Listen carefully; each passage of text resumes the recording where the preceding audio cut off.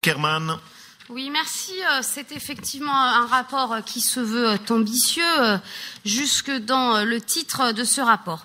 Il affiche la nécessité de combattre la fracture numérique, fracture d'accès, fracture d'usage, cela a été rappelé.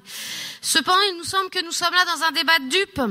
Comment les familles politiques qui ont accompagné la casse du service public de télécommunications peuvent-elles s'émouvoir aujourd'hui de la présence sur l'ensemble du territoire national de grandes zones blanches? Oui, la rentabilité conduit toujours le secteur lucratif à faire là où les abonnés sont les plus nombreux, donc dans les zones denses, donc en zone urbaine, délaissant fortement les zones rurales.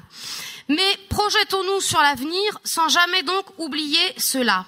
Il n'est pas normal, en effet, aujourd'hui, qu'un habitant puisse payer finalement 3 fois son abonnement.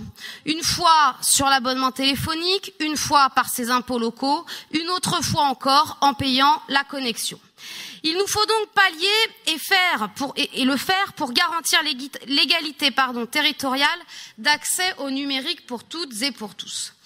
Dans la deuxième partie, vous posez la question des emplois de demain.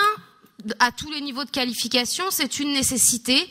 Il y a besoin de sécuriser ces emplois, de les adapter de l'installateur à celui qui entretient. Vous parlez cependant, et j'en finirai, de la volonté de créer des start-up.